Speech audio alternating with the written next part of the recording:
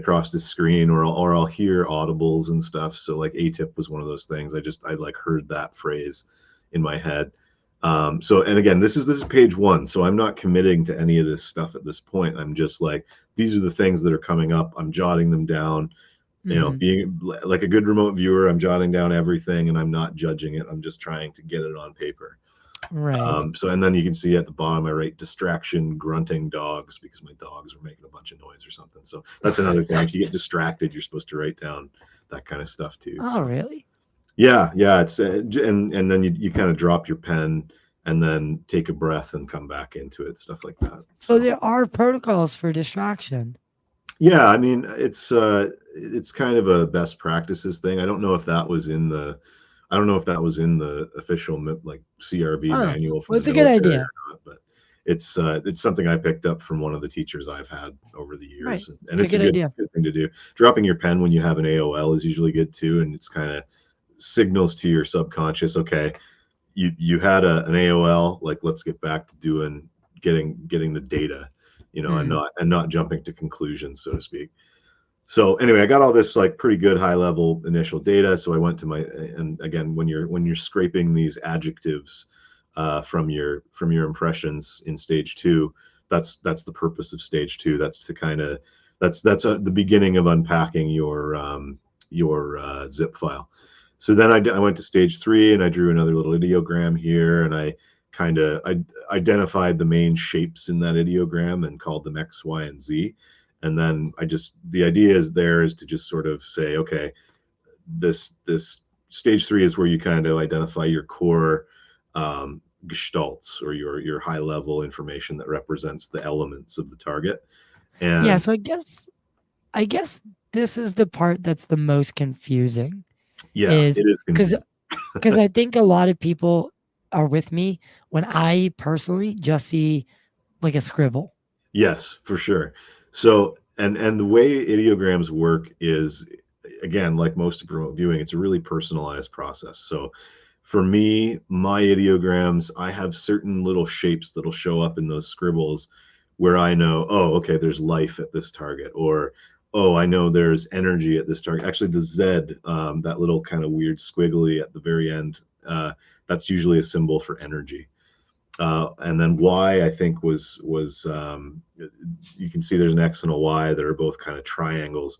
So that's usually symbolizing some kind of physical structure, something constructed. So I've got two constructed objects and some weird energy are kind of the core elements. And I Oh, actually think okay. if you look at the See? little wave that's coming up to X, up to the X Yep. triangle, Yep. and this is just coming to me now looking back on this, that's my water symbol. So it's I didn't pick that up as an element at the time, I guess, but it is, looking at it now, it's like, oh, okay, yeah, there, water did show up in the ideogram. Interesting. So those were the elements, the X, Y, and Z, or those are the ones that I kind of like trace my pen over the ideogram after I draw it and kind of feel out like, okay, what in this squiggle feels important, and then you just kind of Right. chop it up and be like, okay, these are the core bits and pieces. And that's one of those things that just takes time. When you first start remote viewing, your ideograms don't look like anything. It's just like a little squiggle. And I mean, this doesn't look like anything to most people, I would suspect, either. But as you continue doing that, it's almost as if your body and mind kind of develop this ideogram language that you use Yeah. for yourself for your own remote viewing. And I know that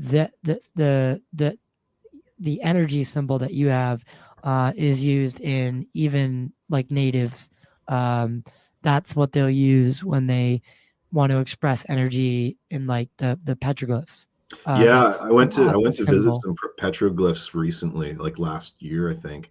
And I was or like like a portal. trying Yeah. to pull impressions off of them, and it was a really interesting experience, actually. And I got some right. There was a guide there, and he was telling us like there were a couple that represented these spirit beings, and I was like, what are those little guys there? And he was like, oh, those are spirit beings. I was like, nice, Nice. nailed it. Checked.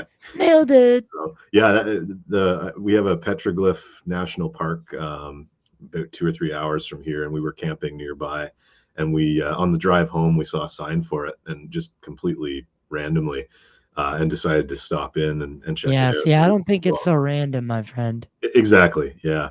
That's the thing I've found since starting remote viewing, is that very little that I consider random is actually random. Yeah, I But don't think because like, did I swear, man, I've been taken on drives. Like the GPS took me on a drive that I should not have been on. Right? It was not. There's no way it could have been the fastest way, but it was like I was meant to see it. yeah. You know what I mean? It because it nothing special happened. Like I didn't see a UFO, but like it was like in the filmmaking process that I'm in right now. Um, I'm I'm it, it, it's hard to explain, guys, but I know that's where you're like going with my this. yeah. It inspires me. Like those different kind of landscapes and yada yada yada, like big mountains in the background, like or water, it's it just allows me to become one with nature. And Yeah. um dude, And it's happened like locomotion. 3 to 4 times where Yeah. the GPS has taken me on a route that's just like overly scenic Yeah. and like put me in a mood of creation. Yeah, And 100%. Yeah, that's how it works, man. Like all intuition is like that. Like intuition right. is really well served by movement. And I think that just goes back to evolution. Like as entities, humans, like we evolved to be constantly on the move and out in nature doing stuff, right? So we're Yeah. at our best when we're out getting shit done, you know? Like I was just on a hike this morning with the dog out in the Yeah, woods and I did the same, man. um like I do it every morning. But Yeah. back to Yeah, yeah. Move on to the next presentation. page of the session here. I really Uh, like this though. This is really cool. it's a fun session, yeah. So on page 2, I started digging into so this is how it works. You do your stage 1 through 3 for the entire target, and then you in stage 3 you pick those sort of 3 key elements as kind of a rule of thumb to start with. Sometimes there's more elements than that, but that's kind of a good place to that was kind of what I was doing at this time, was only digging into 3. So element X, typically I consider element X to be like the main element. And whether I label it properly or not in my stage 3, I usually end up kind of pulling whatever the main point of interest is when I start digging into what I call X. So at the top, you can see I did this move to the top of X, which is again pulled from the military methodology to Mhm. cue yourself to get to a certain point relative to the target. And I don't really do that top of X anymore. Now I use something where I say move to X so it is perceivable and clear, Mm. and that seems to work a little bit better for me. But again, so yeah, I got this very like tic-tacky cylindrical round flying saucery looking ideogram. And again, my AOL I wrote off to the side first thing flying saucer. So I'm like, okay, still on this vibe. So stage 2, But I got round. I was getting like a silvery white color. I was getting something reflective. I was getting a feeling of warmth, this sort of tingly feeling, this feeling of like beauty, and so yeah, there it is again. Move to X so it's perceivable and clear. I actually start with that now, but I did use it here too. I didn't realize that. So I moved to it so it's perceivable and clear, and I got this like layered psychedelic colors and waves and fractals, and just really trippy kind of psychedelic visual stuff. As have soon as you I tried to perceive it clearly, which was weird as hell, and has happened in other what UFO does cases. that mean? I don't know what it means. I think maybe it means that I was trying to perceive this object, and it's a maybe it didn't want me to perceive it, or maybe it was showing me an element of it that I thought would be interesting, like this kind of fractal nature of, this is telling me Its that it's existence. Yeah. perhaps like some kind of interdimensional type thing. Mm. And so again, in the AOLs, I wrote fractal, I wrote portals, I wrote orbs, I wrote I can't read what that last one is. Um, glintstone. So I was I was playing some game. What is it? Elden Ring. And glintstones are these like weird materials they have that are like kind of magical in that game. So I think that's why I wrote that. And you can see I wrote vibranium. So I know we were talking earlier about Marvel Oh, stuff. So vibranium's like so the futuristic metal from well, it's the Wakanda. hardest. Yeah, um, it's an indestructible metal Yeah. So essentially. I was getting this metallic but malleable kind of vibe from this. So That's fucking crazy, dude. weird metal for sure. So Um, you yeah, know what they say about the testimony with Roswell and Varginha because it comes up in both. In the Varginha craft, we know that it was um, it fit the description of a Tic-Tac, mm, um, and the metal that they found was this metal that you could not destroy, but you could crumple it up, you could yeah. mess with it, and it would Oh, pop that's back to right. shape. Yeah, right. Oh, I forgot about that. That's interesting. Right? So So yeah, huh, that's the metal that I think that this Tic Tac is made of. interesting. Yeah, no, that's I've had other sessions where I've gotten like this feeling of like living metal, or like conscious materials Well, almost. it's So funny because they call we'll it get into that a smart. bit later It's they too. But no they dude they call it smart metal. oh yeah, huh, interesting.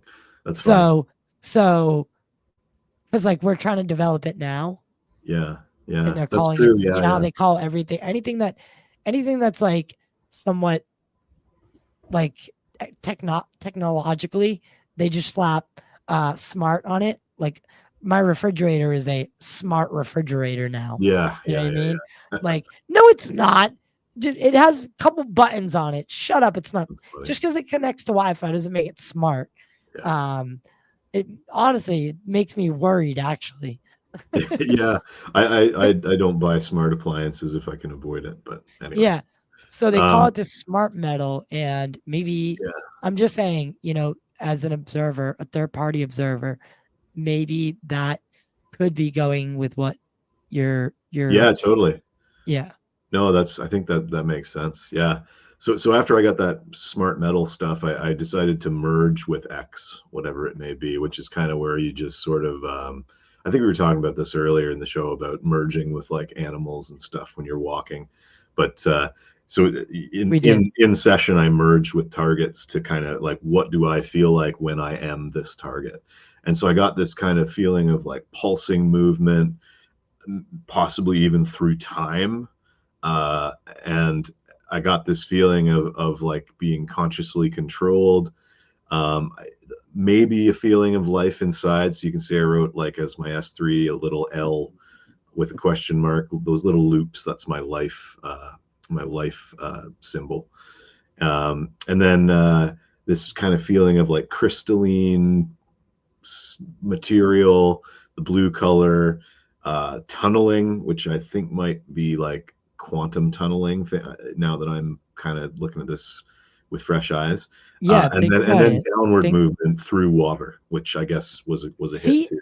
dude, I'm telling you. I'm telling you. I think you hit the underwater object. I think you just don't know it.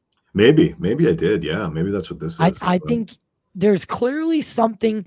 You said it before. You said it from page one.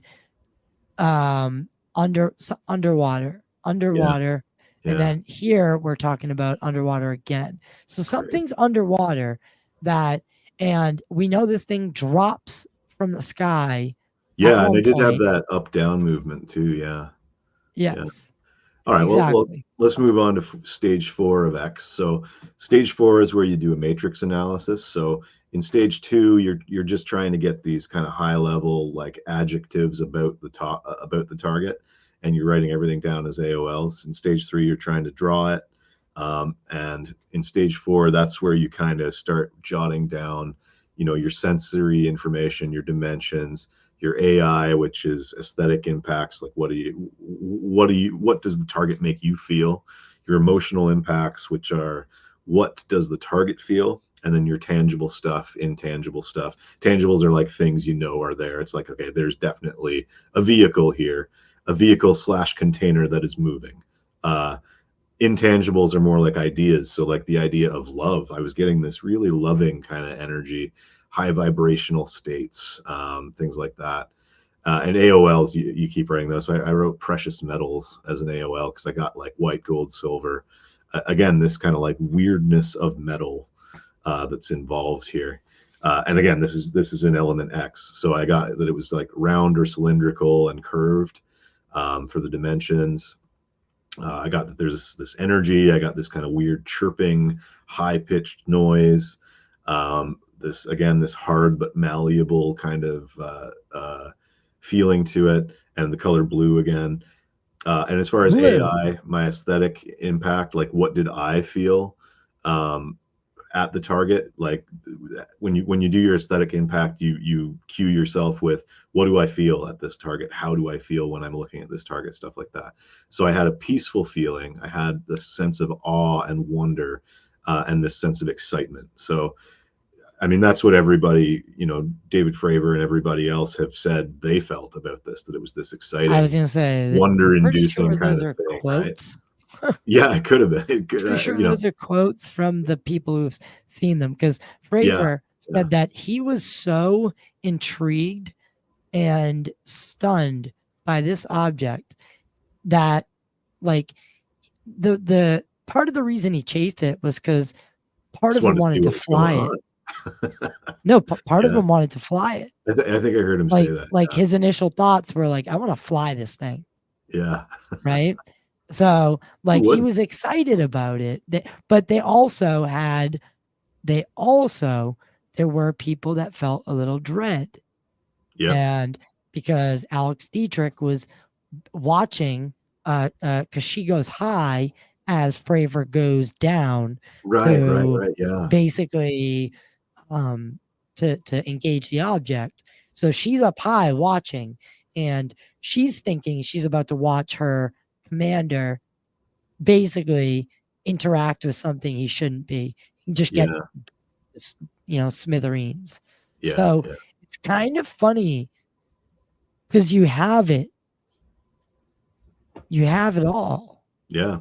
Well, this is the other thing. Like, so in the intangibles, I had this sense of intelligence, right? And time dilation. So, and as you know, I would presume like they had like another checkpoint they were supposed to fly to after this happened, right? And then when they did, the object was there again. Yeah. So it knew where they were going to be. It was tracking them outside of time or something, right? It was really weird. So yeah, and then I got that it was shiny. So that's kind of a lame. Well, they said that. Whatever. that was the last one that came up, and then and you literally drew water. Yeah, well, I mean, this is on the. I kind of did, eh? Yeah, that's weird. I don't usually draw stuff at the bottom of my stage 4. And yeah, I did kind of draw like an object under the water. I didn't notice that until today, honestly. Any of this stuff like until I pointed it out. Until you pointed it out, yeah. It's funny with these weird sessions. Like anytime I do a UFO session, because you only get feedback of like your target was a UFO session, and there isn't a lot of public data about many of these cases. Most of the time when you do these types of targets, it's useless because you're not gonna be able to prove anything. You're just kind of doing it for fun, right? Right. But with this particular case, like there's so much feedback available that, well, not so much. There's enough compared to other UFO cases that it's pretty cool. And I keep getting feedback years later. It's wild. That is wild. Sorry, yeah. What were you saying? Wait, was I muted? You were gonna say what else, and then I cut you off. Sorry. So earlier in the show, we talked about how they talked about it was a clear day, and that there was an object underwater that was causing riptides or whitecaps, like a disturbance of the water. You wrote shiny above the water, right? Oh yeah. So I think shiny And blue. represents the Yeah. Tic-Tac, right? And It's so funny. what your last ideogram there is not or could be the disturbance in the water, the object underwater, because it's Yeah, maybe, connected to maybe there X. was some kind of mothership or something down. Who knows? Down That's there, I'm wild. telling you. That's wild. So cool. I So think you hit okay. this one like so hard on the I, head. I was really happy with this session out of the gate, and now I'm even happier because you're showing me new stuff that I didn't even notice before. That's so funny.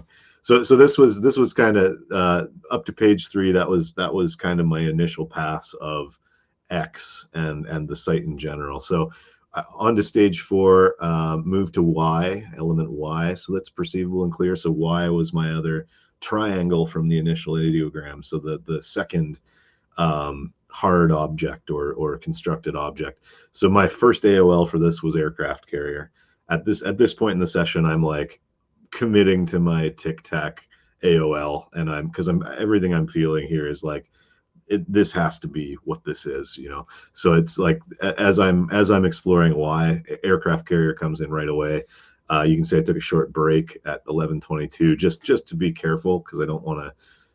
You got to be careful committing to AOLs because if you're wrong, then you botch your whole session. But if you're Right. right, then you might get some really great data, which I guess is what I did here.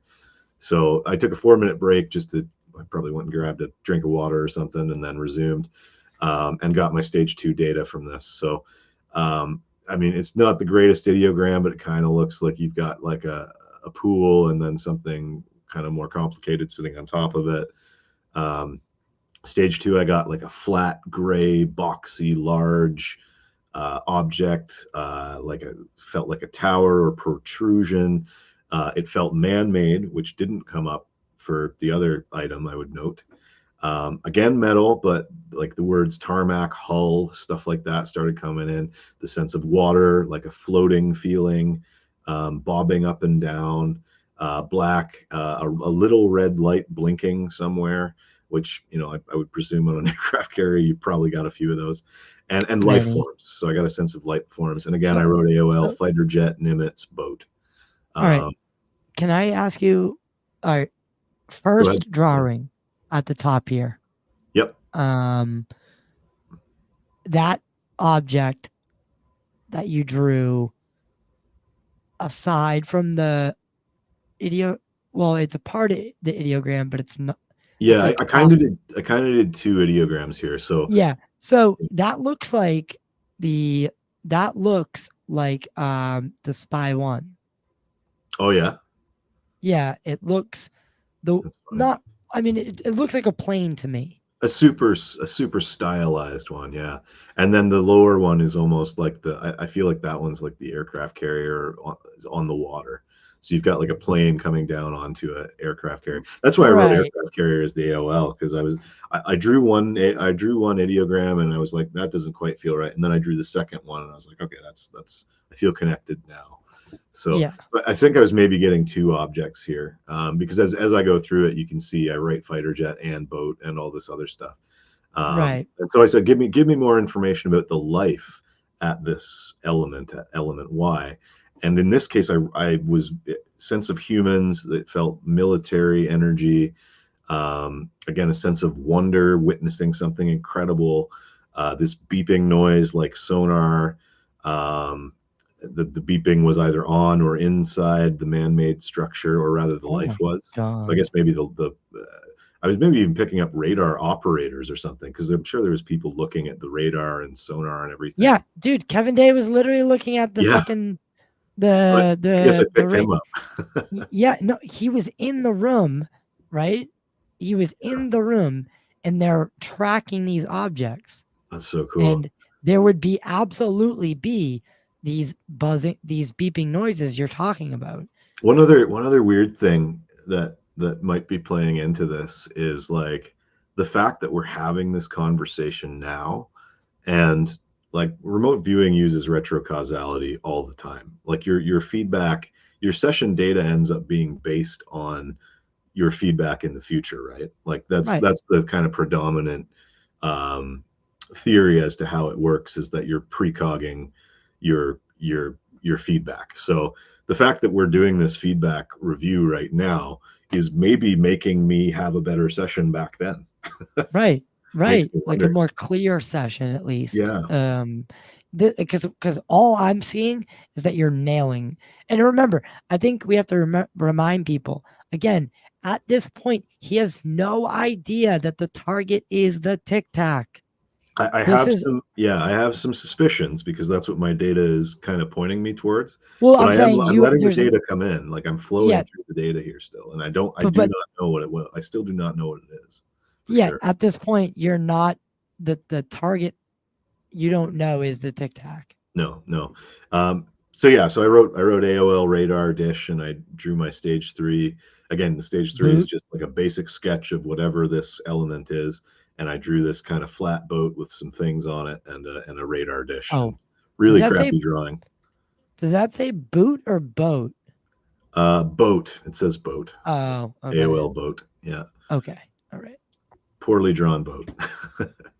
So okay, so now we've got Y and we've got X, and I'm pretty sure X is some kind of UFO, and I'm pretty sure Y is some kind of aircraft carrier or boat. Or now I think we've said it, like it's probably, I was probably picking up elements of all the different boats that were out there that day. Yeah, because And all the the stuff. Nimitz, yeah. The So Nimitz and the people, Princeton, right? Wasn't it? yeah. Well, no. So it's a battle group. So Oh, so it's there's made more than up. that. Yeah, there's many ships. Wow. Okay. It's Cool. I think it's like 5 or 6 total. Cool. Cool. So, Cool. and they were doing active drills that day. So Yeah. Yeah. yeah, they were and then they were, so what, the only reason that they were re-vectored for what they called real world tasking, which was chasing the Tic-Tac, Yeah. was because Kevin Day went to the CO and was like, dude, we've been picking these up for days. They're moving at, I've rebooted the system. I've done all the checklists, and they're still there. And they're Wow. still moving at speeds that, and directions, and they're changing on a dime. They're there, then they're not. They're at one point he said it was raining UFOs. That's Raining UFOs. And he's like, there were just like tens of these contacts just raining down at one point. that's And cool. he's like, we have the ability, we're about to send 2 jets out, get them on these things. And they See what's did. going on. They Yeah. real world, they changed they stopped the drill, and they said real world tasking. And that's when they pursued the Tic-Tac. And what's funny is they had a cap point, which was only known to the people in the drill. Yeah, yeah, that's the one I was talking about, where the Yes. Tic-Tac met them at that point. Yeah. Like it was And there once, before they got there. yeah, and Wasn't it? Fravor describes the Tic-Tac as basically boom, right? Comes right over his nose and disappears. It's lightning fast, right? Yeah. And then that's when they come online and say, sir, you're not going to believe this. Yeah, yeah. But So that thing's at your cap point. I forget what page it was on, but I got this sense. Yeah, here it is. So on the first page, I got this sense of playfulness. And I feel like that corresponds with that whole cap point thing where this object was like, I'm gonna trip these guys out with by showing up at the next place they're gonna be. Well, no, it's funny because what's funny is, dude, Fravor said it was like this thing was just showing us what it could do. Yeah, totally. And I'm pretty sure I'm pretty sure that I have quotes from Kevin Day saying that these things were more it seemed like they were playful and trying to stay out of our way, but also show us that, not to be trifled with. That's wild, man. That's wild. So, dude, well, now we're gonna get into the weird stuff. So it's not already weird. Yeah, that was the most normal part of it, the ship and the soldiers and stuff. So this was the part to me that was the kind of craziest part. This is where element Z is like this energy, the energy around this Tic-Tac. So I moved to Z so it's perceivable and clear. And I got this, you can see the drawing is this weird kind of wavy thing, right? Just this like this to me feels like layers of energy. So as I started pulling data, and now I'm on like page 5 of the session, so I'm deep in flow state at this point. So I'm in my flow, and I'm giving her at this point. So I got this energy field. I called it like a reality distortion field. It was portal like, high vibration, high frequency. It felt like space-time manipulation. The colors I was getting was purple, yellow, red, blue, green. So like all the chakra colors, right? Like all the rainbow colors, and that all these colors were kind of pulsing and melding into one. I got an AOL, and this came as an audible, the silence between the notes. So I don't know what that means, but the thing that comes to mind was like a David Gilmour or Pink Floyd guitar solo. Like the thing that makes Pink Floyd is like the silence in between those big bends and stuff that he's doing on his guitar. So it's the silence between the notes, I think, has something to do with the way these things travel, perhaps. And we'll leave that for people in the comments section to yeah, I discuss, guess, because I'm not coming up with, nothing's jumping out at me. It's very cryptic. I think it has to do with like time travel or something like that. Like again, at this point I'm digging into something that I don't understand, and that probably no humans yet understand. So it was very psychedelic. I was feeling like trippy, just exploring this energy. The closest analogy I guess I had in my head was a mushroom trip or something like that when I tried to connect with this energy. So then I decided to merge with it. How do I connect with it on like a daily basis? Yeah, a little bit of herbal supplements there. Yeah. So I decided to merge with this energy, and I just got this feeling of shaking and shifting and teleporting and pinging back and forth between dimensions or times. It was like colorful, like radio static or TV static, but it was colorful, and it was like infinitely shifting and tunneling. And again, it was just this, like, I had no idea what I was experiencing. So these are just the words that I'm trying to use to explain this feeling. And I still don't really know how to do it. So the other thing I wrote then, I said, show me something about Z that I've missed. And I drew this kind of ideogram that was like a box. And I got this phrased square wave function, force field of containment.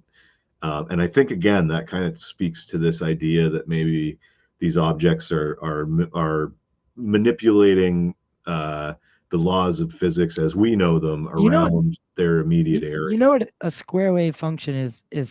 I don't actually. Is something. I know it is a thing. I haven't bothered to look up. So it's also called a pulse wave. Okay. It's a periodic waveform, and it consists of transitions between two levels. So, like, we consider two cases of square waves that include digital signal and oscillation. Other common levels for square wave include negative. So it's hard. So this supports my feeling of this being an interdimensional thing. So dude, you wrote it. Square wave function is talking about how these things are kind of dipping between dimensions to travel or something like that. I don't know. Yeah, it has to do. It has to do with mathematics. And picture when a like a decibel goes up on an audiogram. Mm-hmm. Similar to that is what it is. Yeah. So interesting. The silence between the notes. Yeah. So page 6 was kind of where I kind of was not getting much more and decided to call it. So, and then page 7 I did my summary. So I kept kind of playing with this. I had this feeling that this energy or this object was being controlled by something. So I said, move to the intelligence controlling X, which is the UFO, and describe. And I got this, again, a visual of a tall white this time. So, you know, like there's the grays and the tall whites, and they're kind of the same, but the tall whites are just grays that are tall and white, right? So that was then what came through at this deep part of the session, and just the word third wave. And I think that relates actually to Dolores Cannon. I don't know if you're familiar with her stuff. She does a lot of weird, like, I mean, she's deceased now, but she did a lot of past life regressions and stuff on people who had lives as ETs and all kinds of really, really crazy stuff. So that phrase comes from one of her books, which I actually read after doing this session, maybe even probably what's that phrase again? Third wave. So she talks about these waves of volunteers that come to the earth or incarnate on earth to, you know, to help raise the vibe or whatever. So I don't know that that's what it is to do with, but that's at least my own context. That's the only place that kind of makes sense. Break that down for a minute, because that could be huge, and you could be overlooking something huge. So the third wave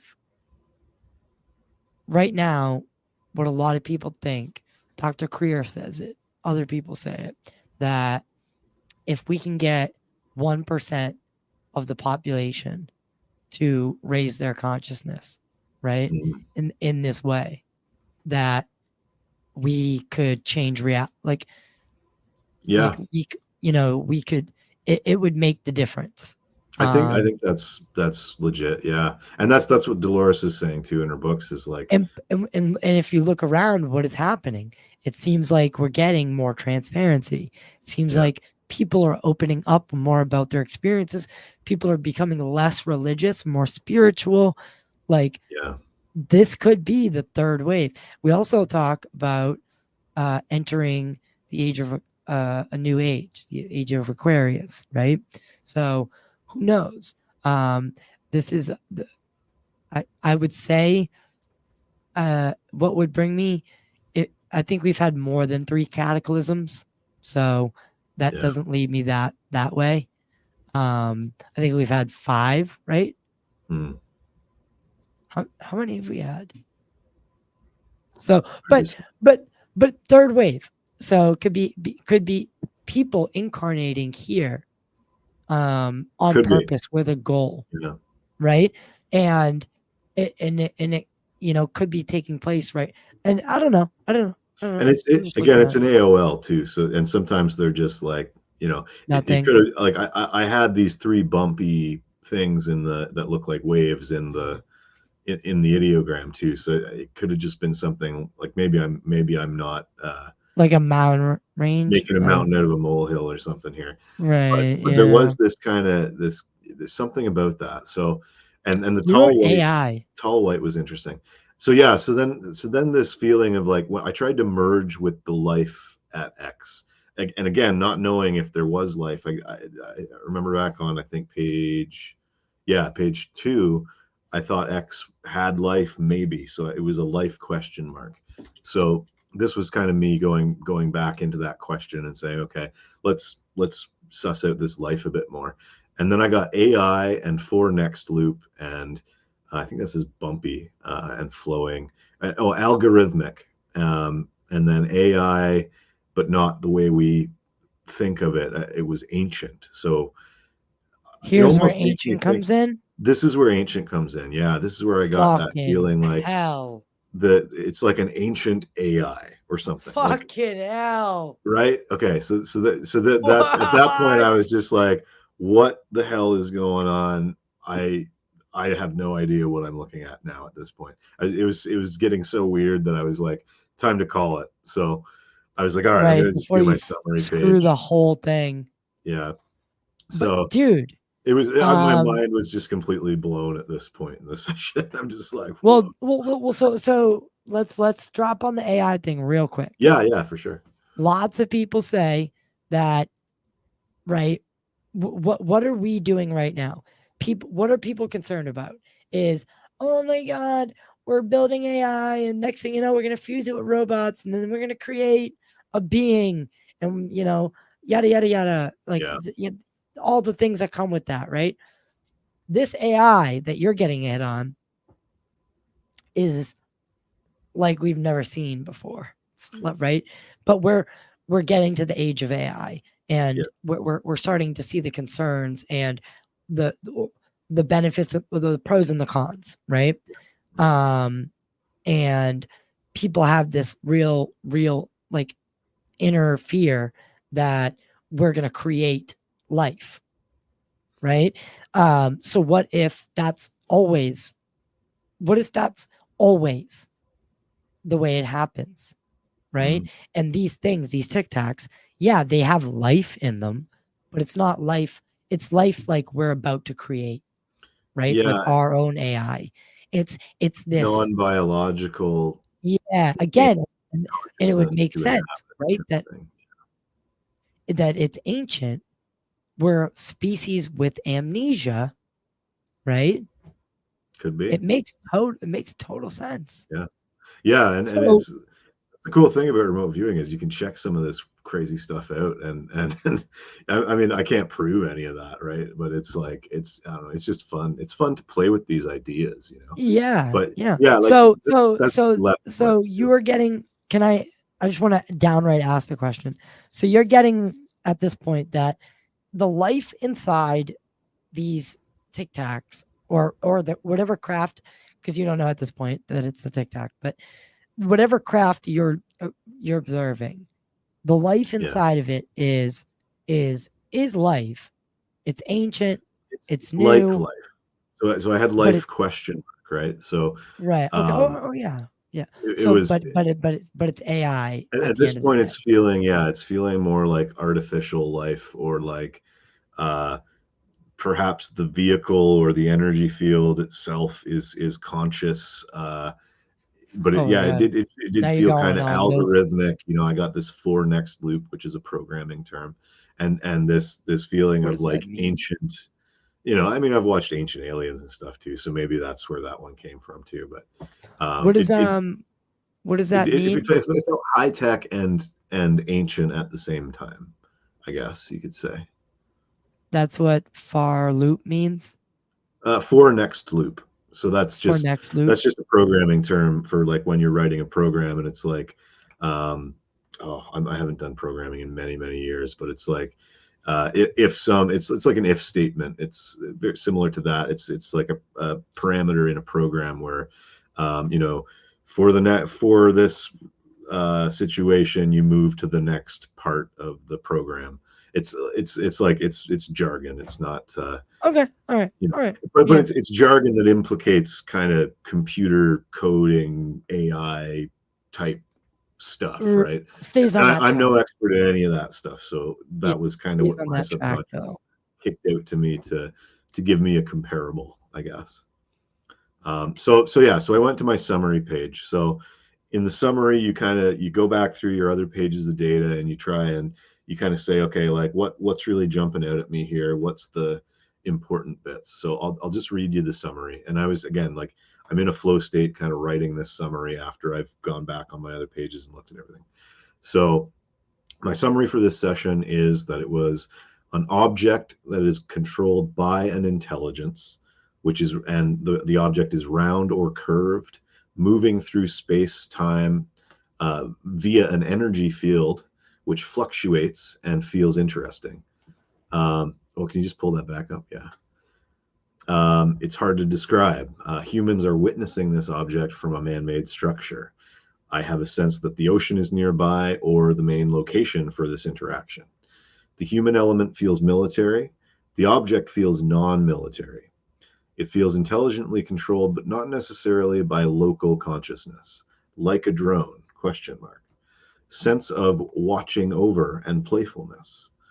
Higher consciousness permeates the object. That was the very last thing that came through. So then I tried to draw it. So I drew this little tic-tacky thing with a little protrusion on it and this weird energy magnetic field thing around it.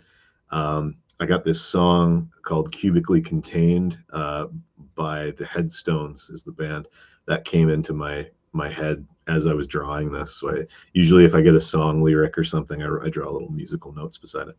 And then I had brought in Element Y, which was my aircraft carrier. I drew a little fighter plane on there. I drew the fighter plane, a little arrow because it was going up to follow this thing. Some people on the deck kind of looking up at it too. My little radar dish with the tower. I wrote people inside, maybe on deck too.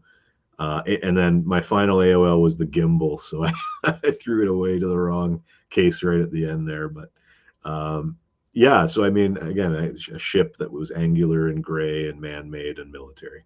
So the summary page alone, I think I capture a great chunk of the stuff.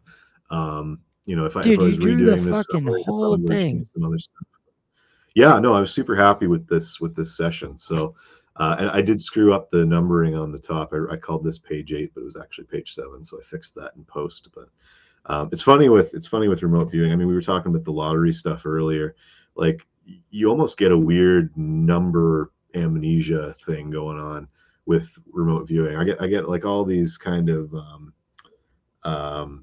you know, I'll screw up my letters and stuff too. You know, it's and words will come through. So one session I wrote the word. I was thinking the word green, but I wrote the word greed, and that target was the Great Wall of China. And so both of those are true because there's lots of green space, but that thing costs a lot of money to make.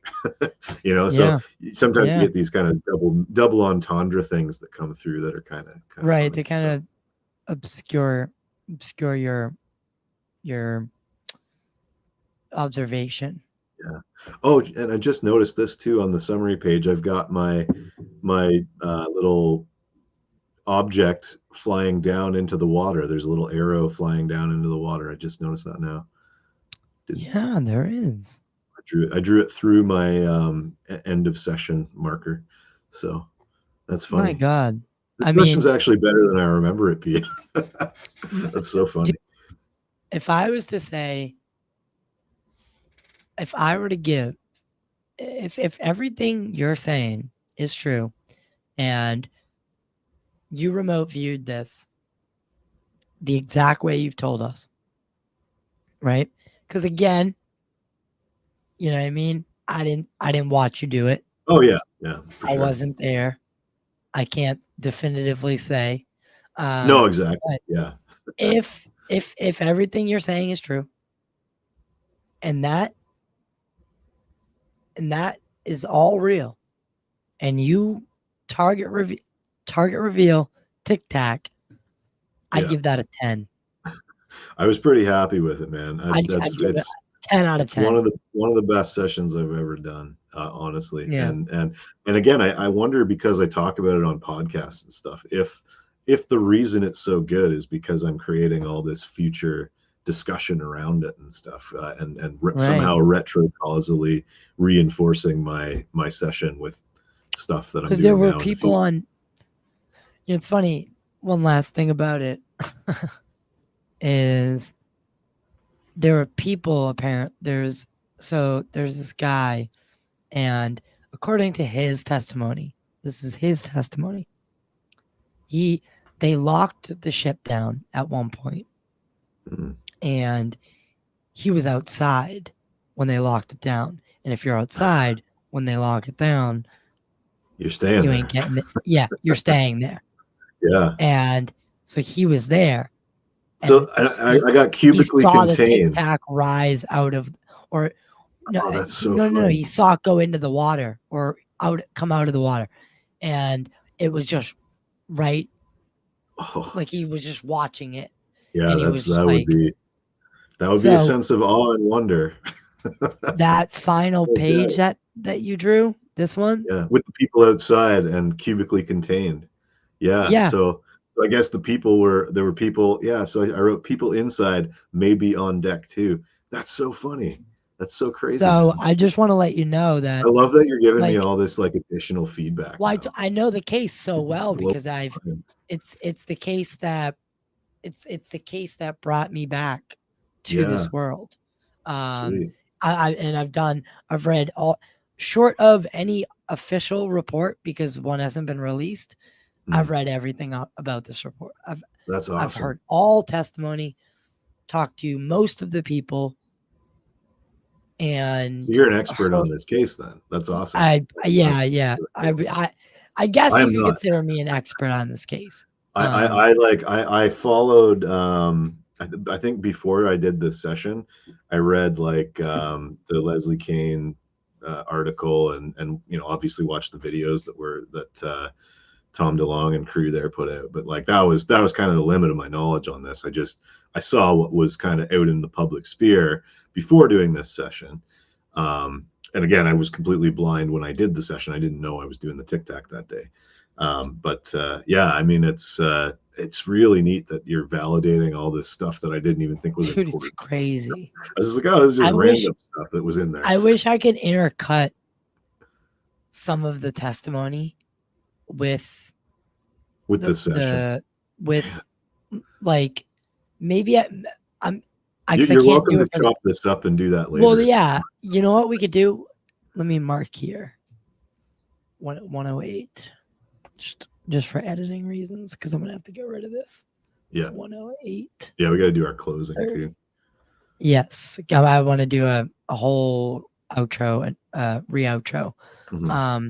So then we can talk about the movie after. Yeah, sounds good. If you have some time. Yep, I might go for a spin or something. Yeah, definitely. Take a little break. Shit, what the fuck was I going with this? Intercutting testimony stuff. Oh, yeah, because I can't do it for the podcast because I'll get fair used. Like, yeah, for sure. Yeah, you know what I mean. They'll flag the video, but I would be willing to make a video that I'm willing to just let it get flagged, like because all they do is just take the monetization away. Yeah, but I'd be willing to do that. Thing to have out there, yeah.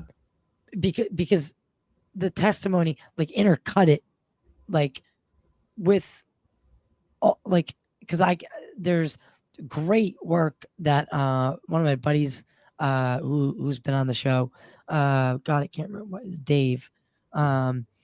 He's done some great recreations of the Tic-Tac incident. Cool. So he would let me use all that. I forgot to show the final page of the summary. We can do that here in a minute when we're ready to keep. Yeah. So I'm gonna that'll definitely be included in the podcast, like the video version. Yeah, is for sure. Some of the recreation while we talk about it. But Sweet. I would really like to do a separate video where I intercut like validation. Into each part, like every time I say, I'd be happy to let you use the footage for that. Yeah, like of my session. Yeah, just tag me, that kind of thing. Oh, of course, dude. Yeah, of course. Good with that. All right. Yeah. So yeah, final page, and then so I got one more slide after the final page there. That I want to show. I'll just do 111. So we have 15 seconds. Perfect. Good. All right. Yeah. So yeah, this summary, I don't know, I was pretty happy with this summary. And what I decided to do after I finished the session was kind of go through this summary, pull out all the sort of key phrases and stuff, and plug it into a generative AI. And just to see what would happen. What was AI going to spit out when I plugged my remote viewing data into a generative AI? And this is what I got. So I thought this was really cool. So you've got this weird kind of amorphous object, all these little portals and stuff, and weird entities flying in the sky, and like the aircraft carriers and ships in the background. So yeah, I just thought it was kind of a cool. Tell me those things don't look like angels. Right? Yeah. It's like the Nephilim or something, or and then the like the colors and the prism, and then the clearly Tic-Tac shaped object with this energy around it. I'm telling you, man, Wow. I've had some really interesting experiences with AI So and how did you? plugging remote viewing data into AI. So what does that entail? Like, what did you do? So All the pages, and type it no, up. yeah. I didn't do all of it. I just kind of took that summary page and I wrote like sort of those key phrases like, interdimensional. It's not on screen anymore, but I just took the phrases that I thought were the most important and relevant and interesting about the target that really seemed to nail what I was trying to describe. Okay. And I just plugged those in as like a comma delineated list in like it wasn't Dolly, it was a different one. Night Cafe, I think. And I just wrote the words out, and then I kind of clicked. It's got like a random number generator that to seed the image or whatever. And so the style and tone it will be. Yeah. So I always pick this like psychedelic one because look at me. But so that's what I did for this one too. And then I kind of I'll do this thing where I'll just kind of click the random number generator until I get a feeling of like, okay, this is the one, and then it spit that out, and I was like, whoa. My God. So I do think that AI flash it one more time with us. Yeah. So I just clicked until I clicked random number generator until, and again, it wasn't generating images. It's just I'm generating numbers to feed into the process, whatever is happening on this software that renders an image. And I there's clearly ships. And it's wild. And I mean, I wrote Nimitz and Tic-Tac and interdimensional, all kinds of stuff. I could probably find the queue somewhere in my archives and send it to you. And it's clearly on a like a watery backdrop. Yeah, watery backdrop with the sky above it. Yeah, and it's all kinds of weird portals. Oh yeah, dude, all fucking kinds of weird. Like, dude, that's what I saw when that's the DMT, right?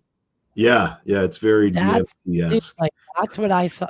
It's so hard to explain to people like the colors you see when you do DMT, but like, okay, everyone. That's actually one I've never tried. Haven't done it, to be honest. Go full screen right now.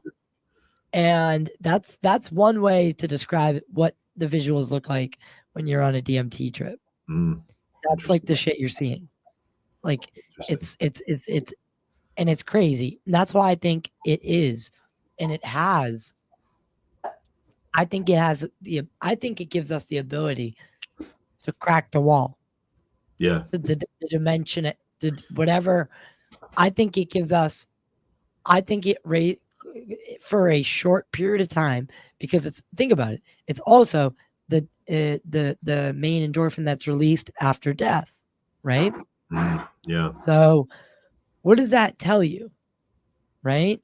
What does that tell you? Launch pad for consciousness to push us into the dimensions that we can't normally access, or whatever is next, dude. When I did DMT, so we did it where I was set up in a field. We did it. So each of us were in a part of the field and we made a triangle, right? And we all sat there. We all had our own rig and went for our own journey. And I was all of a sudden snapped into this, like, dude, what I can only describe as this, like, picture those, see that scenery like that, take all like the ships and stuff out, but the ground and the ceiling, they were one. Like, I couldn't, what I was walking on felt like I was walking through the universe, but it was like glossy, and all around me was glossy, but everything around me was just the most amazing colors in the world, right? So, and like it felt like walking down a tunnel, but it also didn't, because the universe felt like it was around me. And as I was walking, there was this entity, and it was a hooded figure. It wasn't a machine elf figure, like what other people see, but it was a hooded figure. So Yeah. and I'm a big Lord of the Rings guy. So to Yes. me, it looked more like a Lord of the Rings elf. Interesting. But it was very upset that I was there. It looked concerned that I was there, right? Yeah. And I was kind of aggravated that it was, because no words were spoken, but like I knew what it knew. You could feel its And emotions. yeah, And and I knew it was mad. Yeah, it wasn't that it was mad that I was there. It was like, why are you here? What are you doing? What, So like, I don't know. I got this creepy vibe of like, maybe you shouldn't leave your body unattended for too long. I don't know. But when when I got past him, because I was frustrated with him or her, I don't know. So I decided to walk past. And as soon as I walked past him, 3 or 4 steps, snapped right back into my body. Dude, it was like, what? It's wild. Yeah, like what just happened? Like, I'm pretty sure I just got snapped to another world. Wild. And it was another layer of our world, maybe. Yeah. Yeah, I think that's what psychedelics do. I think it pierces the veil temporarily, or yeah, but I've taken like mushrooms. I've taken mushrooms and acid, and I've never gone to another world. Yeah, Maybe I've heard another DMT world is, bleeds into ours on mushrooms and that kind of stuff. But DMT sends you somewhere. Yeah. Salvia, another one, sends you somewhere. Like another crazy weird one that I've done. But anyway, dude, you've been amazing. You've been an amazing guest. Yeah, This is really fun. Yeah, that was you've given me some really wild insights. I appreciate your X-Files backdrop there too, because I grew up watching that show, and X-Files and Ghostbuster. I wanted to grow up. Yeah, you know what this poster says? Yeah, so you can't really see it anymore, because I decided to light this one. You can't really read this one, so I'm gonna have to fix that eventually. But it says, "Take me to your dealer," and it's a alien with the canvas. Spliff. Yeah, it's dude. I have 3 copies of that poster because I'm like, if I ever need to do a new one, like I need this. Like I know I'll be able to find the I Want to Believe one. That's true. I don't know if I'll be able to find this exact one. So I'm like, I'm gonna make sure I have a couple copies of that bad boy, because we're moving and the studio is gonna move, and I want to frame it like I did the other one, because the other one I framed and then put lights on so it looks cool. Perfect. But yeah, how can people reach you? How can they get a hold of you? And do you offer? You said you offer courses. Do you also offer remote viewing opportunities to people? Yeah, I mean, you can hit me up on Instagram if you're interested in getting sessions done or something. I do a little bit of that, like operational stuff. I've done some kind of for businesses and stuff. Just looking into stuff for people, just intuitively. And I got an hourly rate for that kind of stuff. And then on Instagram, I'm just Red Room Studio _CA. And then I'm Red Room Studio on Twitter as well. I don't use it as much. It seems to not be working for me very well lately. But the main place to reach me is rockstarintuition.com. And I actually got a free course on there that teaches the basics of remote viewing. And then a paid course if you like the basics and you want to learn more, you like the style of teaching that I offer in the free course, you can consider that too. Yeah, and I'll put all those links in the description below for everybody, for the free course, and for everything that Josh has to offer. And we just want to thank you for being here as a guest on Total Disclosure. We'll definitely have you back on, and we are gonna, hopefully, we're gonna get you. We're gonna do some work together on something else. So there's more to come. I don't want to tease too much, but there'll be more Josh in TDP life So for everyone out there, you know what it is. If you're listening on audio platforms like Spotify, like Apple Podcasts, they allow you to rate and review the show. It really helps. It goes it goes a long way for podcasters, especially written reviews like on Apple. It really lets people know, and people take that kind of stuff seriously. It's free, so you don't have to pay anything. If you do want to join our membership, you can on YouTube, and you can get full access to our interviews, so early access, ad-free, all the exclusives that we have, behind-the-scenes content, and a yearly gift after 12 months consecutive membership. So yeah, you pay what you want, from $2 to $20, and everyone gets the same benefits. So with that being said, guys, you know what it is. Drop a comment. Let us know what you think. Share the show. That's also free. And show Josh some love. Take his free course. And we will see you on the other side.